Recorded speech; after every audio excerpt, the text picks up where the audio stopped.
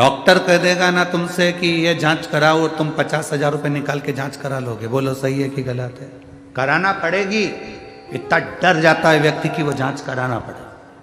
Doctor ने कहा है तुम्हें ये पैसा यहाँ लगाना पड़ेगा, ये जांच और कराओ, 10,000 की जांच करवाना पड़ेगी, चाहे उधार लाओ, कर्जा करो, पर जांच कराओ।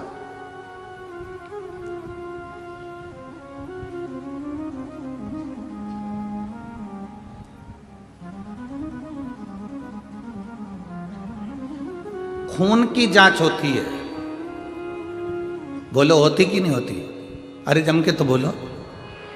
खून की जांच होती है, हार्ट की जांच होती है, ब्लड प्रेशर की जांच होती है, हर चीज की, आंखों की जांच होती है, कानों की जांच होती है, बीपी की जांच होती है, शुगर की जांच होती है, हर चीज की जांच होती है। उसी तरह जब तुम्हारा 1 रुपया भी अगर सही जगह पर लग रहा है, तुम्हारा परिवार अगर शिव महापुराण की कथा में यजमान पद ग्रहण करा है, या आप शंकर की कथा में बैठकर कथा सुन रहे हो, या 50 रुपए खर्च कर कर तुम पंढरपुर तक पहुंचे हो, शिव महापुराण की कथा तक पहुंचे हो, तो ये हमारे धन की जांच है कि हमारा पैसा शुद्ध है कि अशुद्ध है। ये हमारे धन की जांच है।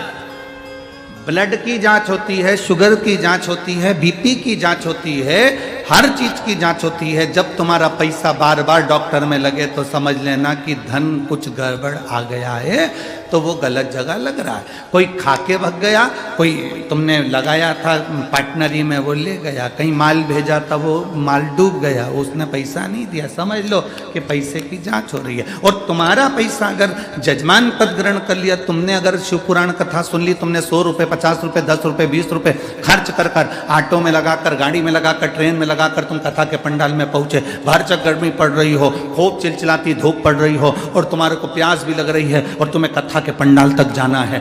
कई लोग ऐसे भी होंगे पंढरपुर की भूमि पर रह रहे होंगे, पंढरपुर में बंगले और गाड़ियां उनके घर में होंगे, खूब जोरदार मकान बना कर रह रहे होंगे, पर अपना घर छोड़कर भी वो कथा के पंडाल तक नहीं जा पाएंगे, क्योंकि परमात्मा उनको नहीं बुलाता। सारी दुनिया के लोग, वारकरी संप्रदाय के लोग 200-300 किलोमीटर दूर तक पैदल चलकर, 500 किलोमीटर दूर तक चलकर पंढरपुर पहुंचकर भगवान का दर्शन करते हैं। और कई पंढरपुर में रहने वाले भी ऐसे जीव होंगे जो अपनी दुकान छोड़कर भी हरि विठ्ठल का दर्शन करने आषाढ़ी एकादशी के दिन नहीं जा पाते हैं, क्योंकि उन्हें फुर्सत नहीं। अगर काम धंधा, काम धंधा, काम धंधा, व्यापार व्यवसाय, व्यापार व्यवसाय करते करते करते करते, अरे जिस आषाढ़ी एकादशी को पूरी दुनिया चलकर पंढरपुर आ रही है, उस आषाढ़ी एकादशी को 1 मिनट तो तू भी झलक ले ले मेरी हरि विठ्ठल की, तो तेरी जिंदगी संवर जाए। कमाने के लिए पूरी जिंदगी पड़ी है, खूब कमाओ, पूरा जीवन पड़ा है, खूब दिल से कमाना, कोई मना नहीं करेगा तुमको, कोई नहीं रोकेगा। और हम भी कहते हैं तुम्हारी कैपेसिटी से ज्यादा कमाओ, तुम्हारे से जितना बन जाए उससे दुगना कमाओ, हम मना नहीं करेंगे, पर अपने धन की जांच भी करिए। सत्संग में गए, ये हमारे धन की जांच है। भजन में पहुंच गए, भजन में तुम्हारा मन लग गया, ये हमारे अन्न की जांच है।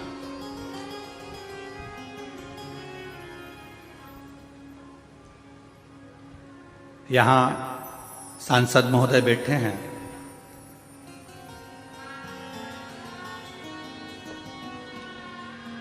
कावरा जी आपके पास में जो सांसद जी बैठे हुए हैं, इनकी जब शादी पक्की हुई,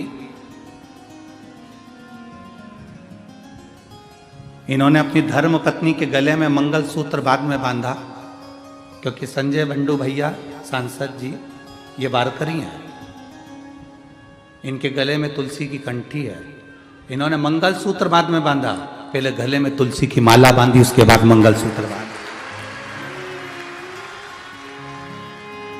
पहले तुलसी की माला बांधी, फिर मंगलसूत्र बांधा कि उनको भी वारकरी संप्रदाय में जोड़ा गया। अपना पहले हरि के बन जाओ, पहले परमात्मा के बन जाओ, बाकी की जिंदगी तो सब चलती ही रहना। हम रहने के बाद भी, पंढरपुर में रहने के बाद भी अगर हम चंद्रभागा का स्नान नहीं कर सके, पंढरपुर में रहने के बाद भी हमारी विट्ठल का दर्शन ना कर सके, और हम गर्व से कहते हैं कि हम पंढरपुर में रहते हैं, तो हरि विट्ठल भी कहेगा बहुत आते हैं, बहुत। पंढरपुर में बहुत आते हैं, हरि विट्ठल भी कहते हैं इतने आते हैं, किसी के लिए मेरा हरि विट्ठल मंदिर को छोड़कर बाहर चले जाता है और किसी किसी को मंदिर में अपने सिर पर बिठाकर मंदिर के अंदर ले जाता है। बहुत आते हैं, बहुत।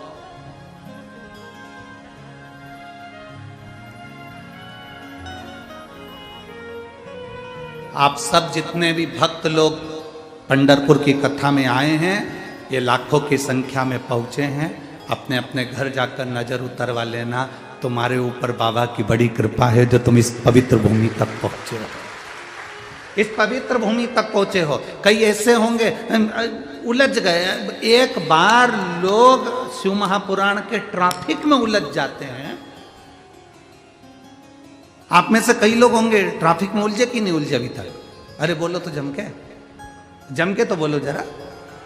अब यहां से मतलब मत रखो कि कथा के ट्रैफिक में मतलब, तुम तो मुंबई चले जाओ, पुणे चले जाओ, बड़े शहर में चले जाओ, तुम्हारे नगर में चले जाओ, तुम कहीं जा रहे हो वहां चले जाओ। जब तुम ट्रैफिक में उलझ जाते हो तो तुम्हारा चेहरा कैसा रहता है?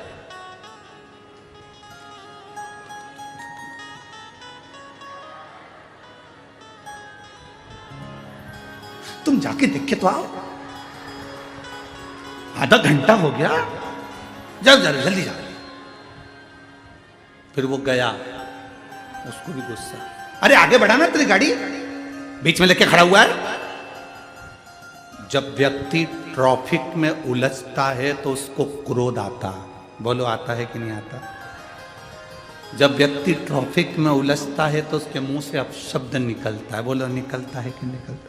जब व्यक्ति ट्रैफिक में उलझता है तो वो डिप्रेशन में आ जाता है, अब कब खुलेगा, आधा घंटा तो हो ही गया, पहुंचना था मुझे इतनी बजे और इतना बज रहा है, जल्दी क्या करूं मैं, अब इधर भी गाड़ी, इधर भी गाड़ी, सामने भी गाड़ी, पीछे भी गाड़ी, करूं क्या, इतना उलझा पड़ा। ट्रैफिक में उलझा था, फिर धीरे से ट्रैफिक खुला, धीरे से खुला, तेरी गाड़ी आगे बढ़ी, तब तेरे चेहरे पे स्माइल आई, प्रसन्नता, प्रसन्न। और फिर जब धीरे धीरे पूरा रास्ता खुल गया, फिर हवा भी लगी गाड़ी की, और फिर टेप चालू करा, विट्ठल विट्ठल विट्ठल, फिर टेप चालू करा गाड़ी का, और भजन में अब मन लगा, और रास्ता क्लियर, और क्लियर करते करते करते करते फिर अपनी मंजिल तक पहुंच गए। ये केवल ट्रैफिक की कथा नहीं है, ये अपनी कथा है। संसार के ट्रैफिक में अपन सब उलझे हुए हैं, थोड़ा इंतजार करना, ट्रैफिक क्लियर जरूर होगा, उलझने हटेगी जरूर, ये निश्चित है।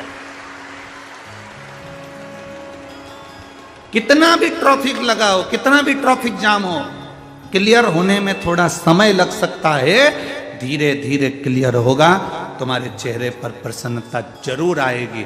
उसी तरह संसार में कितना भी दुख आ जाए, कितनी भी तकलीफें आ जाए, कितना भी कष्ट आ जाए, घबराना मत, ट्रैफिक क्लियर जरूर होगा, निश्चित।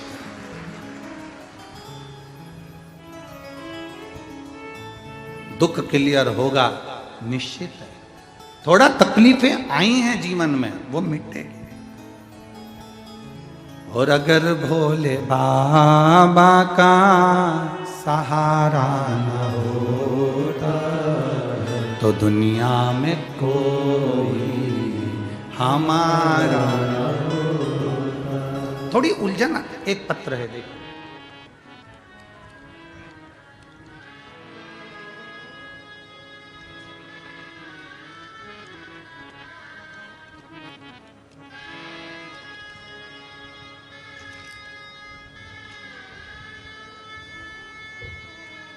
मिसो रंजना राजेश बंदमवार, नांदेड़ जिला, धोंगरा। तुम समझ गए क्या? बस अपना काम हो गया। तुम्ही को तो समझना है, बाकी के तो सब जाने दो। मैं सो रंजना राजेश बंदमवार, नांदेड़ जिला, राधोंगरा का। ठीक है, कहीं बैठी हैं, हाथ हिला सकती हैं, कहीं बैठे आप ही हैं, ऐसे हाथ हिला दो एक बार। श्री शिवाय नमस्तुभ्यं, प्रणाम। गुरुदेव, मेरा बेटा जो कि यूपीएससी की तैयारी करता है, अपने शरीर की समस्या की वजह से धीरे धीरे डिप्रेशन में चला गया था। हमने हर डॉक्टर के पास जाकर उसे दिखाया, उसका इलाज करवाया। केवल अपने नगर में ही नहीं, बड़ी बड़ी शहर में ले जाकर उसका इलाज करवाया। सारे लोग बहुत परेशान हो गए, हताश हो गए। किसी के समझ में नहीं आ रहा था कि अब क्या करें, इतना डिप्रेशन में वो पहुंच गया था। उन्हीं दिनों में मेरी बड़ी बहन घर में आई थी, तो उसे मैंने अपनी सारी परेशानी बताई। तो उसने मुझे बताया कि सीहोर के प्रदीप मिश्रा कथा करते हैं, तो कथा सुन। उसमें एक लोटा जल सारी समस्या का हल बताते हैं। शिव महापुराण की कथा सुनना प्रारंभ करा, तभी से मैं शिव जी को एक लोटा जल अर्पित करने लगी, मैं शिव जी को जल चढ़ाने लगी। गुरुदेव, पिछले 6 महीने से शिव जी की आराधना में पूरे मन से कर रही हूं, और बाबा की कृपा का मैं क्या गुणगान करूं। गुरुदेव, बाबा बाबा है। मेरे रिश्तेदार से मैंने रुद्राक्ष मंगवाया, तांबे के कलश में गलाकर शिव जी को चढ़ाकर वो जल देना प्रारंभ करा। उसी बीच में मेरे चाचा जी की तबीयत खराब हो गई, उनको भी मैंने रुद्राक्ष का जल दिया और उनका स्वास्थ्य ठीक हुआ। मैं निवेदन करना चाहूंगी गुरुदेव, बाबा की करुणा किसको कहते हैं? आज शिव जी की कृपा से मेरे बेटे को एक भी गोली दवाई की जरूरत नहीं है, और मेरा बेटा यूपीएससी क्लियर कर रहा है। ये बाबा की कृपा दृष्टि मेरे ऊपर हुई है। बधाई आपको। हर हर महादेव। एक बार वापिस हाथ हिला दो। श्री शिवाय नमस्तुभ्यं। कितनी भी समस्या, बैठिए,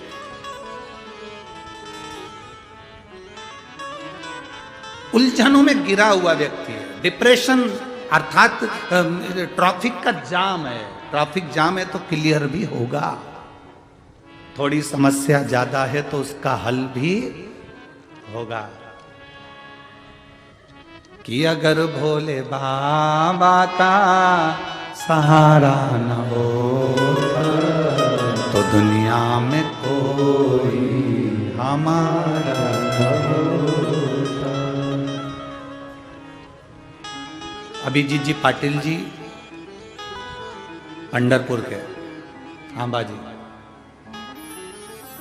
जब हम यहाँ पहुंचे थे तो इन्होंने कहा था, गुरु जी पंढरपुर में बहुत सारे आयोजन होते हैं, बहुत सारी चीजें होती हैं, पर इतनी सारी व्यवस्थाएं हैं, करने वाला हरि विठ्ठल है। एक बार कथा चालू हो जाए ना तो हमारी आधी चिंता मिट जाए। तो कल जब हम जा रहे थे तो पाटिल जी कह रहे थे अभिजीत जी कि गुरुदेव बड़ी कृपा पंडरीनाथ ने करी, मालूम नहीं पड़ने देता कि 1 बजे से 4 कब बज जाती है, और भक्त अपना कथा का रसपान कर कर अपने अपने भवन की ओर चले जाते।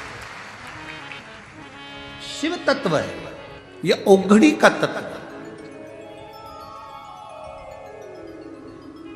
आप जितना जितना भक्ति में डूबेंगे, आप जितना जितना भजन में डूबेंगे, उतना उतना सुख है। डूब लो, बस अंतर है,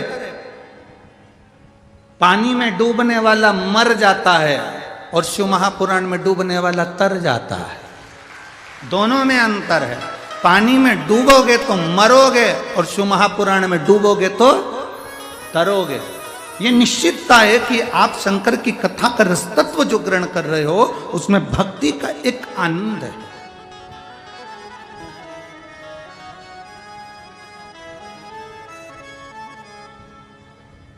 ट्रैफिक कितना भी जाम हो, दुख कितना भी हो, कष्ट कितना भी हो, रोग कितना भी हो, बीमारी कितनी भी हो, तकलीफ कितनी भी हो,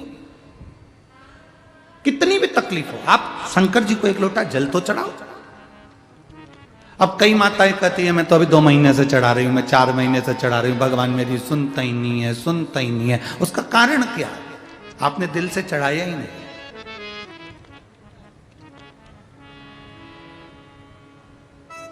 दो तरह का भोजन बनता है। ओ मेरी जीजियों, आप भोजन बनाती हो ना तो 2 तरह का भोजन बनता है। एक भोजन सास से लड़ाई हो जाए तब बनाओ, और एक भोजन तुम्हारी शादी की सालगिरह, खूब जोरदार सिर पे और यहां से गजरे लटक रहे,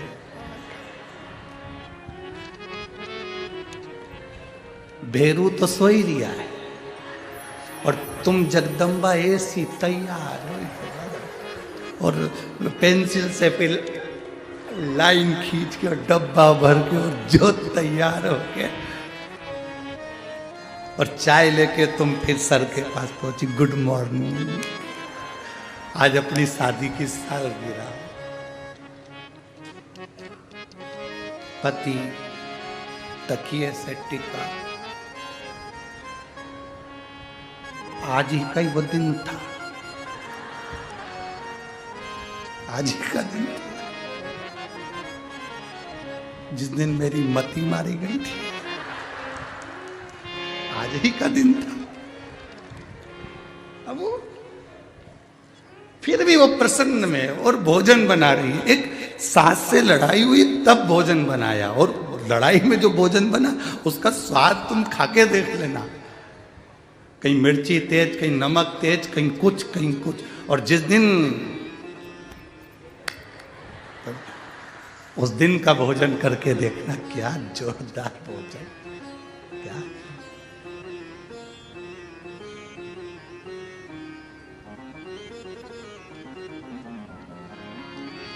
बहुत बहुत समझ वाली बात है। वो एक पति की पत्नी मर गई, आरती सज गई, ले जाने लगे, राम नाम सत्य है। जाते जाते आम के पेड़ के नीचे से अर्थी निकल रही थी, उस पे बंदर कूद गया। जो डाली पे बंदर कूदा वो डाली उसकी पत्नी को लगी, लगते से ही पत्नी उठ के, लगते से पत्नी उठ के बैठी, जिंदा हो गई। सब तो भग गए, ये समझा कि जिंदा हो गई, चले गए। 6 महीने बाद फिर मर गई, सब रो रहे थे, ये कुल्हाड़ी ढूंढ रहा था। सबने पूछा क्या हो गया? कुल्हाड़ी ढूंढ रहा हूं। क्यों? पत्नी मर चुकी है, रो और उनको लेके चलो। नहीं, पहले आम का पेड़ कटवाओ, फिर लेके जाऊंगा, ऐसे जाऊंगा ही नहीं।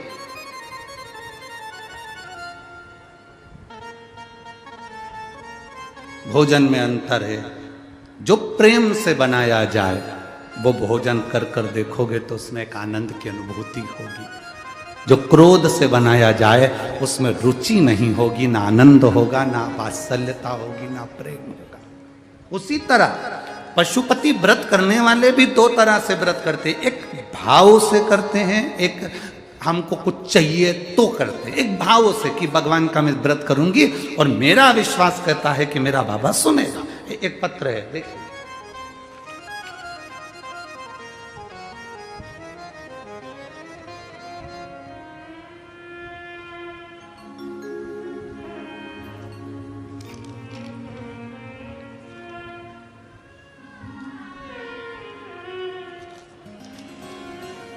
रूपाली नितिन परदेसी, तैली, मुकाम पोस्ट फलटन, जिला सतारा। मोबाइल नंबर ये है। कहीं बैठी हैं? आप ही हैं? दोनों हाथ हिला दो एक बार। श्री शिवाय नमस्तुभ्यम, प्रणाम।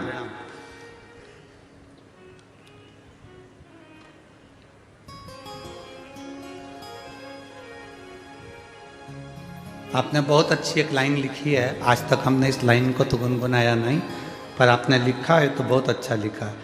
ऐसा दरबार कहाँ ऐसा दाता कहाँ, छोड़ी सारी ये दुनिया, ऐसी सरकार कहाँ। आपको बहुत बहुत नमन, बहुत अच्छी बात है गुरुदेव।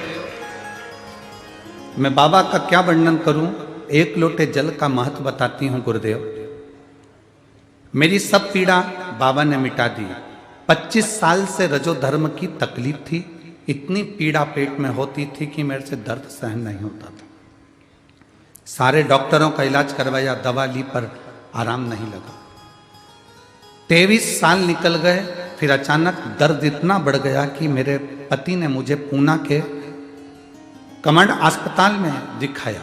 वहाँ सोनोग्राफी करवाई और डॉक्टर ने जब देखा तो बताया कि बच्चेदानी में 2 गठाने हो गई। एक 4-8 की है सेंटीमीटर की, एक 4-1 सेंटीमीटर की, 2 गठान है। आपको ऑपरेशन कराना पड़ेगा। हमने कहा ठीक है, सब जांचें करवा लो और वापस आ गए। मुझे मेरी ननंद ने कहा कि टीवी पर कथा आती है, आस्था चैनल पर सियोर वाला महाराज कथा करता है शिव पुराण की, वो आप सुनो। हमने कथा सुनना प्रारंभ करा। पहले हम शिव मंदिर नहीं जाते थे, तब हमने 1 लोटा जल चढ़ाना प्रारंभ करा। मेरी ननंद ने बोला कि तू कर, वो सियोर वाला महाराज बताता है वैसा कर, मेरा विश्वास कहता है कि तेरे पेट में आराम लगेगा और गांठ में भी आराम हो जाएगा। हमने वैसा करना, जल चढ़ाना प्रारंभ करा। ऑपरेशन की तारीख आ गई। 15 जून को ऑपरेशन था और 12 जून को हमें एडमिट होना था। छत्रपति संभाजी नगर में आपकी कथा होने वाली थी। मेरी ननंद ने मुझे वहां पे कथा के पंडाल में आने के लिए कहा। मैंने 7 जून की कथा सुनी और बाबा से पंडाल में बैठ के प्रार्थना करी कि मेरा ऑपरेशन नहीं हो बाबा, मेरी पेट में जो गांठें हैं वो गल जाए, ऐसी कृपा करना। 15 जून को हमको ऑपरेशन के लिए जाना है और 12 जून को एडमिट होना है। 7 जून को हम संभाजी नगर की कथा सुनने के लिए गए।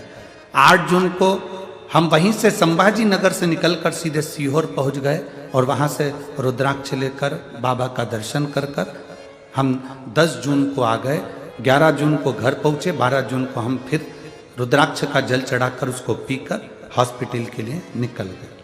जैसे ही हम हॉस्पिटल में गए, 13 जून के दिन हॉस्पिटल में जब पहुंचे तो हमारी जांचें प्रारंभ हो गई और डॉक्टर ने कहा तुम्हारे पेट में इन्फेक्शन ज़्यादा है, इतना ज़्यादा इन्फेक्शन है इसलिए तुम्हारा ऑपरेशन नहीं होगा। ऑपरेशन टल गया, ऑपरेशन नहीं होगा। हमने डॉक्टर से कहा पेट में दर्द ज़्यादा है, तकलीफ ज़्यादा है, गठाने हो सकता है बढ़ जाए, आप ऑपरेशन कर दीजिए। डॉक्टर ने कहा इतने इन्फेक्शन में हम ऑपरेशन नहीं कर सकते। हम बाबा को नमन कर कर वहाँ से वापस आ गए। शिवजी पे चढ़ा हुआ जल पीना प्रारंभ करा। गुरुदेव आप कहते हो पंडाल में बैठकर कथा सुनने का क्या लाभ होता है।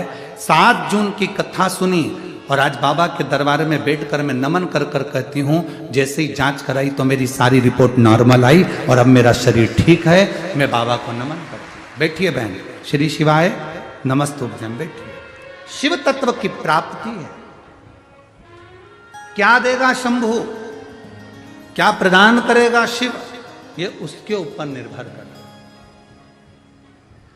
तेरी कृपा बिना ना हिले एक भी अणु, लेते हैं श्वास तेरी कृपा से तनु तनु। हे गंगाधार मुक्ति द्वार ओंकार तू, भोले ओंकार तू। आयो शरण तिहार शंभु तार तार तू। बखान क्या करूं मैं राखों के ढेर का, चपटी भभूत में खजाना कुबेर का। हे गंगाधार मुक्ति द्वार ओंकार तू, भोले ओंकार तू। आयो शरण तिहारी शंभु तार तार। क्या देता है, शंकर क्या कृपा करता है। जहां जहां शिव महापुराण की कथा होती है, हम वहां लोगों से कहते हैं ये शिव महापुराण की कथा नहीं है, ये शंकर भगवान अपनी झोली का पूरा खजाना लेकर आते हैं और आपके नगर में लुटा कर जाते हैं। जो बटोरने वाला होता है वो बटोर लेता है, जो बटोरने वाला होगा वो बटोर लेगा, जो रखने वाला होगा वो रख लेगा, जो लेने वाला होगा ले लेगा। वो जैसे माताएं भजन गाती ना, राम नाम के हीरा मोती में बिखराऊं, गली गली ले लो रे कोई राम का प्यारा शोर मचाओ।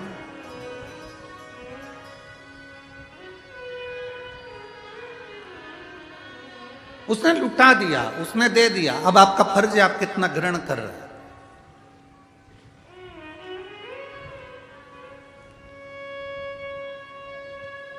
शिव महापुराण में संवाद आता है विद्येश्वर संहिता में,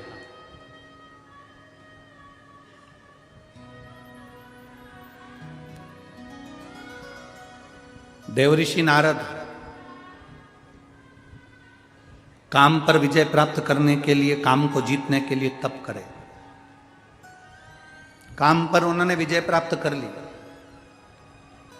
सबसे पहले विजय प्राप्त कर कर वो कामदेव पर विजय प्राप्त कर कर शिव जी के पास गए, क्योंकि शंकर भगवान की समाधि कामदेव ने तोड़ दी थी। वो कामदेव ने समाधि तोड़ी थी, इसलिए सबसे पहले उनके पास गए कि तुम काम को नहीं जीत पाए, मैंने काम को जीती। शिव जी ने हाथ जोड़कर देवऋषि नारद से कहा कि आप काम को इसलिए जीत लिए क्योंकि आप देवऋषि नारद। संत, साधु, गुरु, सन्यासी, तपस्वी, साधक, उपासक ये कुछ भी जीत सकते, मना नहीं है। हम आपको प्रणाम करते हैं कि आपने काम को जीत लिया। शिवजी ने नंदी से कहा कि एक रुद्राक्ष की माला लाओ। रुद्राक्ष की माला शंकर भगवान ने देवऋषि नारद के गले में पहना दी।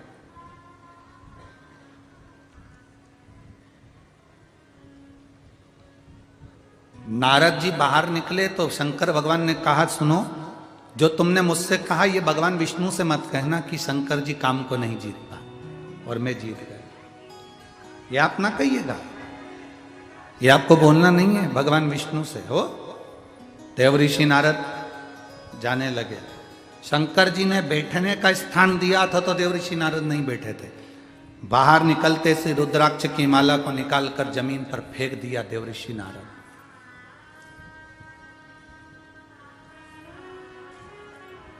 कई लोगों के हृदय में भ्रम रहता है, कई लोगों के हृदय में एक भ्रम है, तुलसी की माला पहने तो रुद्राक्ष की माला पहने कि नहीं पहने, रुद्राक्ष की माला पहनते हैं तो तुलसी की माला पहने कि नहीं पहने।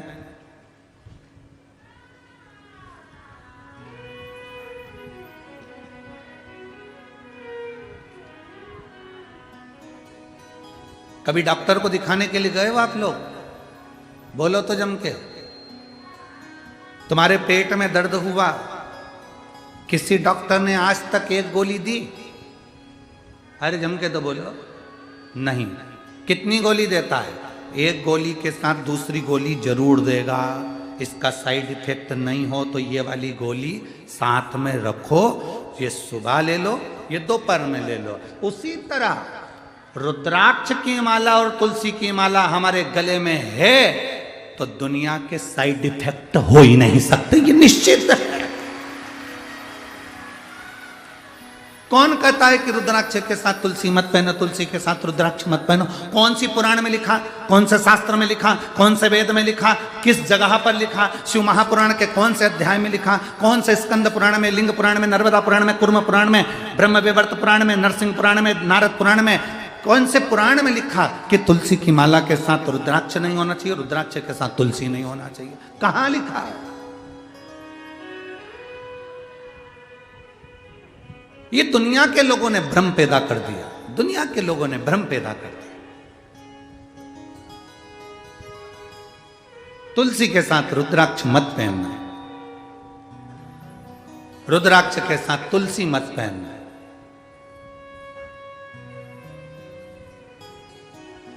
हम तो अंदर से लेकर बाहर तक रुद्राक्ष और तुलसी धारण करते हैं, चाहे जो उस रुद्राक्ष और तुलसी एक,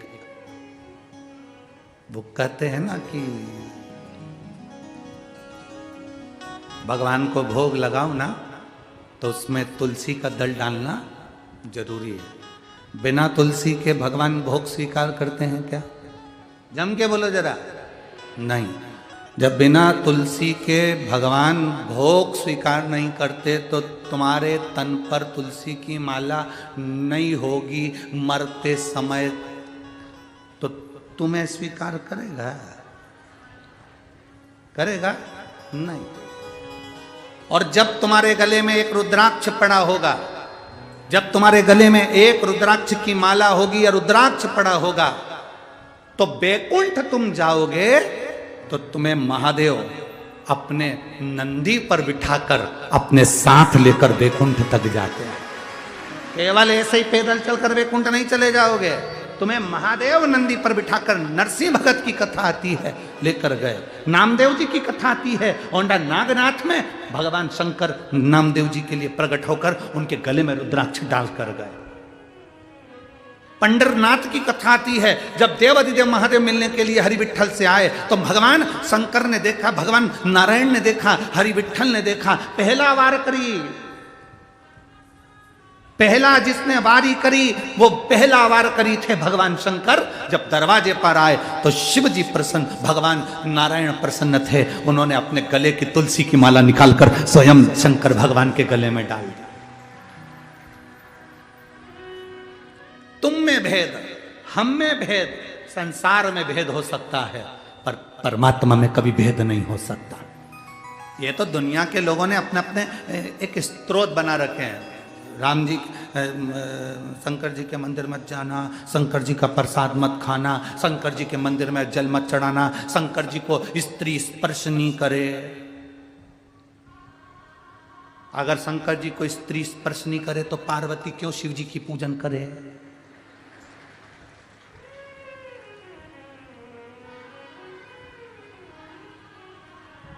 क्यों?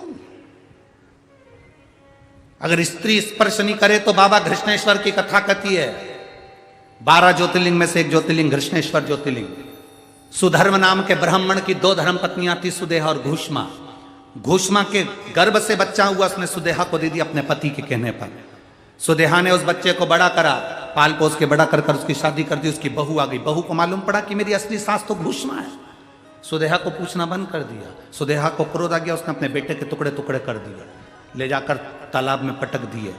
घोषमा का नियम था, शंकर भगवान के शिवलिंग की पूजन करती थी और पूजन कर कर उसका विसर्जन करती थी। अगर स्त्री नारी शंकर के शिवलिंग का स्पर्श नहीं कर सकती तो फिर घोषमा ने कैसे शंकर जी की पूजन कर ली और स्पर्श कर कर पूजन कर कर विसर्जन करके आई। जो विसर्जन करा, शंकर जी से कहा मेरा बेटा बहुत दिन से नहीं देखा, बाबा कृपा करो। 15 दिन 8 दिन 20 दिन पहले मरा हुआ बेटा तैरता हुआ बाहर निकल कर आ गया, वो घृष्णेश्वर महादेव हो गए, वो घृष्णेश्वर महादेव हो गए। जरा विचार करिए, कौन कहता है कि नारी शिव जी का पूजन नहीं कर सकती? माता सीता ने शंकर भगवान का पूजन करा, माँ कौशल्या कैकेयी सुमित्रा शिव जी का पूजन करती हैं, माता यशोदा शंकर का पूजन करती हैं, यशोदा जी की माँ भगवान कृष्ण की नानी पाटला देवी शंकर जी का पूजन करती हैं, राजा जनक स्वयं शंकर जी का पूजन करते हैं सुनैना जी के साथ। शिव आराधना हमारे जीवन का एक आनंद है। उन्होंने रुद्राक्ष की माला को फेंक दिया, देवऋषि नारद ने फेंका, नंदी ने उठा लिया। नंदी उठाकर शिव जी के पास गए, ये माला। शिव जी ने कहा ये माला तो मैंने नारद जी को दी थी, तुम्हारे पास ये माला कैसे आ गई? जमीन पर पड़ी थी, जमीन पर पड़ी, ठीक है।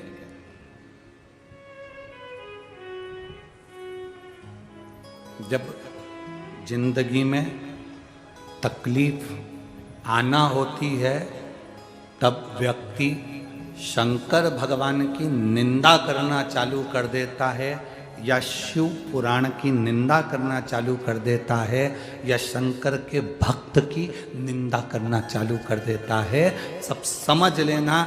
जब मुख से शंकर की निंदा हो रही हो, शिव पुराण की निंदा लोग कर रहे हो, जिसने करी, अब समझ लेना कि उसके जीवन का तकलीफ का समय प्रारंभ हो गया। अब उसकी जिंदगी में अब दुख सामने खड़ा है, जीवन में दुख उसके सामने।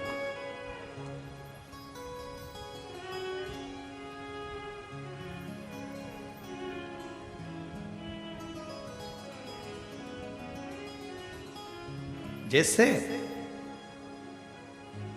ट्रेन का सफर करने वाले को दरवाजे के पास की सीट मिलती है तो सबसे ज्यादा तकलीफ का सामना करना पड़ता है। जो जाए वो दरवाजा खोल के चले जाए, सर सर करके हवा आए।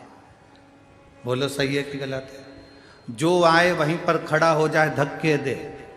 उसी तरह जैसे कि मकान जो बनते हैं, उस मकान में जो कॉर्नर का मकान होता है उसमें भी तकलीफें रहती है। ये नियम, जैसे हवा के प्रेशर पड़ता है दरवाजे पर, तो दरवाजे पर पड़ता है तो वहीं बैठे हुए व्यक्ति को तकलीफ भोगना।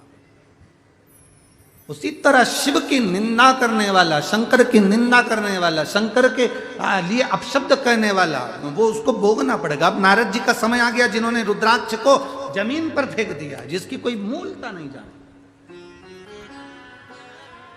कितना सुंदर कहा,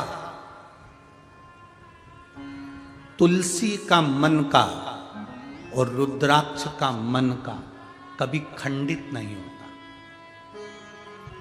बहुत ध्यान देना, जिस तुलसी के मनके से आप माला जपते हो, रुद्राक्ष के मनके से आप माला जपते हो, उसका मनका भी अगर टूट गया है तो उसको झोली में ही पड़े रहने दो, क्योंकि तुम्हारी माला जपते जपते जपते जपते वो मन का इतना राम में रम गया, इतना हरि विठ्ठल में रम गया, इतना शिव में रम गया कि वो मन का सिद्ध हो गया। और इतना सिद्ध हो गया कि वो मन का टूटने के बाद भी टूटा हुआ नहीं है, वो सिद्ध की सिद्ध है। किसी भी देवता की मूर्ति टूट जाती है तो खंडित कहलाती है। राम जी की मूर्ति टूट गई, खंडित कहलाएगी। भगवान कृष्ण की मूर्ति टूट गई, खंडित कहलाएगी। दत्त की मूर्ति टूट गई, खंडित कहलाएगी। जिस देवता की मूर्ति है जरा सी भी टूट गई तो खंडित कहलाती है। पर केवल एक शंकर जी का शिवलिंग ऐसा होता है जो टूट भी जाता है तो खंडित नहीं कहलाता, अखंड कहलाता है। तुम्हारे घर में अगर शंकर का शिवलिंग है, वो टूट भी गया, आप सीहोर का कंकर उठा कर लिया, उसके टुकड़े टुकड़े हो गए। आप शंकर नर्मदा का कंकर उठा के लिया, उसके टुकड़े टुकड़े हो गए। तुम्हारे घर में जो शिवलिंग है वो टूट गया, खंडित हो गया, वो खंडित नहीं माना जा सकता, उसको खंडित नहीं कर सकते। उसके 4 टुकड़े भी हो गए तो वो सहस्त्र कहलाएगा, उसके टुकड़े टुकड़े भी हो गए तो सहस्त्र शिवलिंग कहलाएगा, सहस्त्रलिंग कहलाएगा, वो खंडित नहीं कहला सकता। हमसे लोग बात कहते हैं, गुरुजी हमारे गांव में एक बहुत पुराना शिवलिंग है, वो खंडित हो गया, तो वो शिवलिंग का हम क्या करें? हमने कहा फोटो भेजो जरा शिवलिंग का।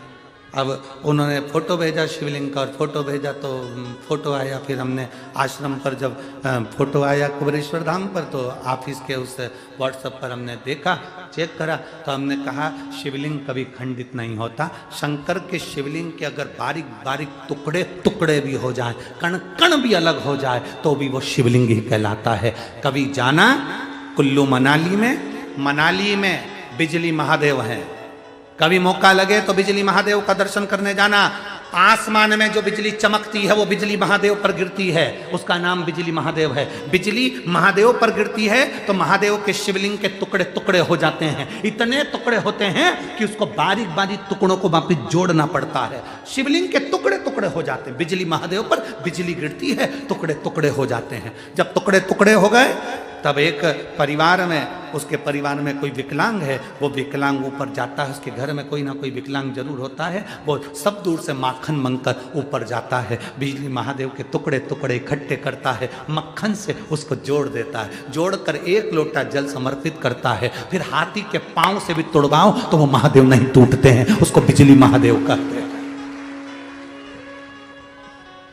बिजली महादेव जिनके टुकड़े टुकड़े होकर जुड़ जाते हैं। शंकर भगवान कभी खंडित नहीं होते हैं, कभी खंडित नहीं है, अखंड है, अखंड।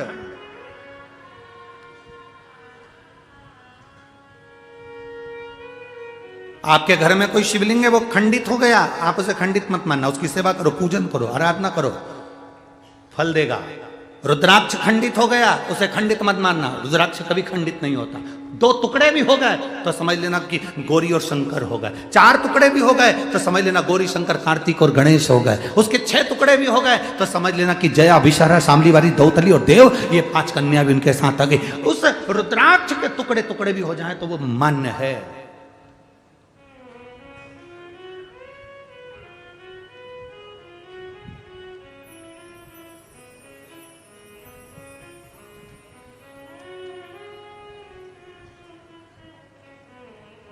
सीहोर में कुबेरेश्वर धाम पर जो रुद्राक्ष मिलता है, उसमें अगर थोड़ा सा भी रुद्राक्ष, कई माताएं कहती है ये खंडित है। अब उनको समझाने वाला कौन समझाए, ये तो खंडित है, भैया हमको दूसरा दे दो। उनको समझना चाहिए रुद्राक्ष शिवलिंग कभी खंडित नहीं होता, वो अखंड है। सबके जाने की कथा है, राम जी के बैकुंठ जाने की कथा है, कृष्ण भगवान के जाने की कथा है, सारे देवताओं के जाने की कथा है। आपने कभी शंकर जी के जाने की कथा सुनी क्या, कि शिव जी इस पृथ्वी को छोड़ के चले जाए? नहीं, अखंड।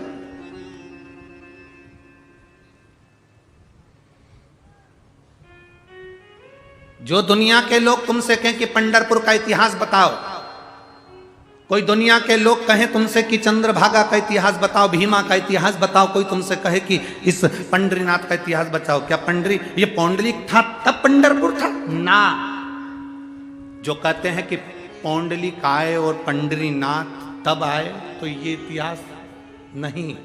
पंढरपुर का इतिहास देखना है तो स्कंद पुराण में देखो, उसमें लिखा है सतयुग था तब भी पंढरपुर था, त्रेता था तब भी पंढरपुर था, द्वापर था तो भी पंढरपुर था, और कलयुग है तो भी पंढरपुर है, और फिर युग निकलेंगे फिर पंढरपुर रहेगा। क्यों? उसका कारण क्या है? क्योंकि जिस स्थान पर देवाधिदेव महादेव रहते हैं, जिस स्थान पर शंकर रहते हैं, वो स्थान कभी समाप्त नहीं होता।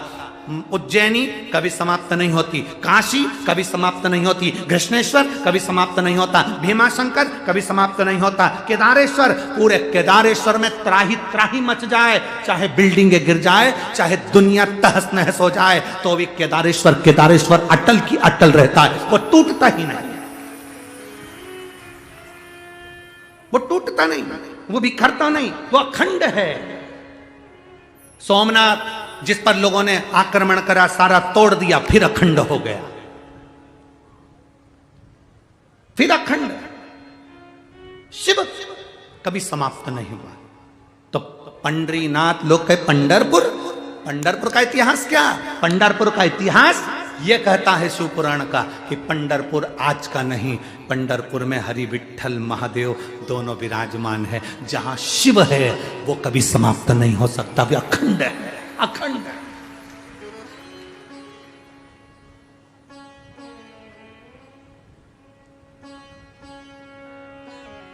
5 बार काशी काशी कह देने से व्यक्ति को मोक्ष मिलता है। कितनी बार? जम के बोलो जरा। 5 बार काशी काशी कह देने से व्यक्ति को मोक्ष मिलता है। शिव महापुराण कथा कहती है 1 बार मुख से हरिहर विठ्ठल कह देने से दुनिया को तृप्ति प्राप्त होकर परम धाम मिलता है। केवल एक बार मुख से विट्ठल नाम का, क्योंकि शिव विट्ठल में समाहित और विट्ठल शिव में समाहित।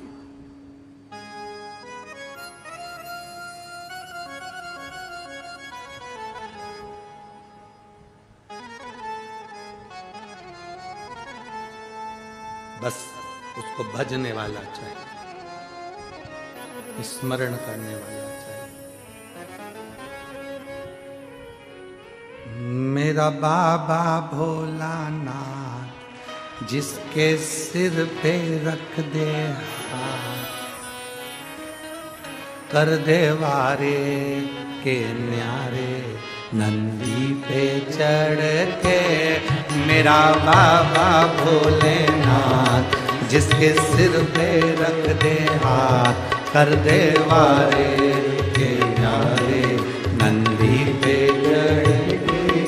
मेरा बाबा भोलानाथ जिसके सिर पे रख दे हाथ, कर दे वारे के न्यारे नंदी पे चढ़ के। मेरा बाबा भोलानाथ जिसके सिर पर रख दे हाथ, कर दे वारे के न्यारे नंदी पे चढ़ के। बड़े भाव से दोनों हाथों से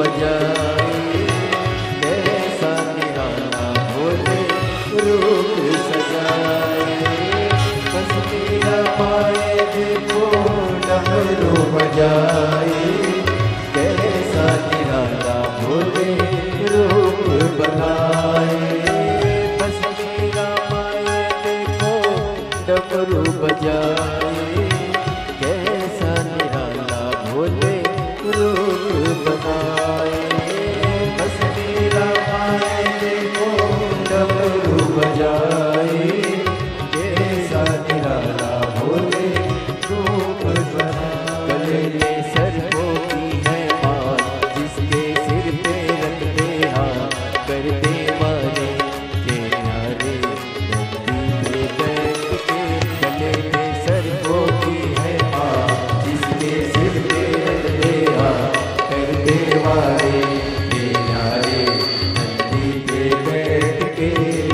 मेरा बाबा भोलानाथ, जिसके सर पे रख दे हाथ, कर दे वारे के न्यारे, नंदी पे चढ़ के मेरा बाबा भोलानाथ।